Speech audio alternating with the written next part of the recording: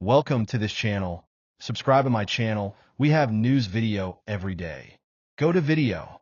In England, a man purchased a sofa for his new home, completely unaware that it would pose a risk to his health and possibly his life. How could such a thing happen? Just 2 days after bringing the couch home, Andrew Wolf noticed red welts appearing on his skin whenever he rested on it. As the days went by, his symptoms worsened. It didn't take him long to figure out that the sofa was infested with bed bugs or fleas. Although Andrew had bought the couch at a reduced price, paying half of what it originally cost, his attempt to save money ended up costing him more. He had to pay for pest control, throw away several household items, and deal with a great deal of stress. While the store that sold him the couch agreed to refund him, they refused to compensate him further, arguing that he was informed the couch had been returned and previously used in another home. If you've ever felt estranged by while sitting on your couch, you might have some unwanted roommates. Detecting them can be very difficult, and unfortunately, they reproduce quickly. You might wonder why your couch attracts pests. The answer is simple. It provides a warm, comfortable environment. Plus, if you snack on the couch, let's face it, most people do, you're basically offering them an all-you-can-eat buffet. Sometimes, removing the cushions and vacuuming thoroughly can help eliminate the issue. However, if the couch is older or particularly dirty, vacuuming alone won't suffice. Bed bugs, for instance, are most active at night and can feed on you for up to 10 minutes. Their bites can look different on each person, with some reactions being quite severe. These resilient pests can survive for months without feeding. So if you're planning to store your furniture, it's a good idea to clean it thoroughly, vacuum it, and seal it in a zippered cover. Without access to food, any hidden bugs will eventually die and be unable to reproduce. Fleas, on the other hand, tend to hide in cracks and crevices around your home. Did you know these tiny creatures have been around since the time of dinosaurs? Back then, they were larger and had stronger mouth parts to penetrate the thick skin of those ancient reptiles. Today, they often bite humans around the ankles or legs, leaving itchy marks that can linger for a week. You may not catch them jumping from one hiding spot to another, but their droppings can sometimes be found near the legs of your couch or underneath it. Sprinkling salt over the area for a few days can help, or you can call in professionals to handle the infestation. Cockroaches, though more commonly found in the kitchen, will gladly move to the living room if they find food there.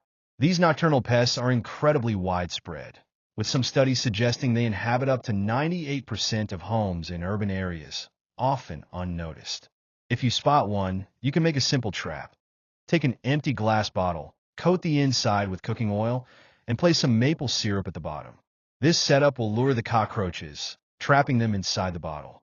What you do with the bottle afterward is up to you. Moths are incredibly stealthy, so you likely won't spot them on your couch, but you might sense unusual activity if they've made their way inside. These insects are drawn to natural fibers like wool. But even if your sofa isn't particularly fancy, they'll settle in if there are food stains or crumbs. Signs of their presence include tiny holes in the fabric, silky webbing near the legs or frame, or even larvae on the upholstery. With approximately 160,000 species of moths globally, only 15 are capable of stinging. While adult moths can't bite due to their specialized feeding structures, their caterpillars can cause significant discomfort. Now, imagine the nightmare of lying on your couch and having a moth crawl into your ear. It actually happened to a man in the US who became an internet sensation. Feeling the insect near his ear, he tried to swat it away, but it went inside instead. His friends eventually removed it using tweezers, revealing the moth to be about an inch long and unharmed. Both the man and the moth were lucky, but experts advise against using objects to remove insects. Instead, tilt your head to let gravity help, and use a light source to coax the moth out. Keeping your furniture clean is crucial to avoid these unwanted guests. While moth damage to textiles is inconvenient, discovering pantry moths is a whole different challenge. These pests thrive on dry goods like cereal, flour, rice, and grains, often sneaking into your home via infested groceries, pet food, or birdseed. Once hatched, they spread rapidly, contaminating other pantry items. A single female can lay up to 400 eggs, and the larvae will quickly begin consuming your food and creating sticky webs. They can even chew through thin cardboard and plastic, so sealed packages aren't always safe. Telltale signs of pantry moths include droppings, webs, and small holes in food packaging. Although these moths aren't dangerous to humans, they can ruin your supplies.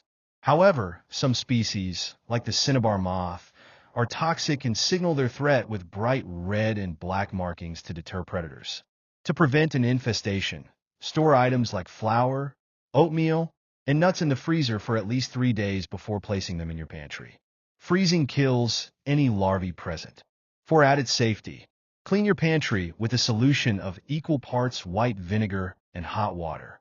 Wipe every surface, including shelves, corners, and storage containers.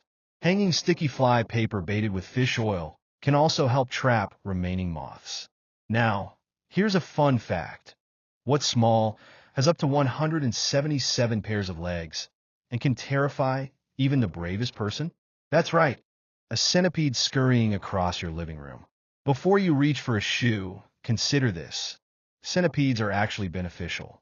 Although they can bite, they rarely do, and they don't spread diseases, damage your belongings, or build nests. These critters serve as natural pest controllers, feeding on roaches, flies, termites, moths, and silverfish. Rather than killing them, try relocating centipedes outdoors where they can continue their work. To keep them from returning, seal cracks around doors and windows, fix leaks, and eliminate standing water. Also, keep wood and leaf piles away from your home. While these steps may seem tedious, the results are worth the effort.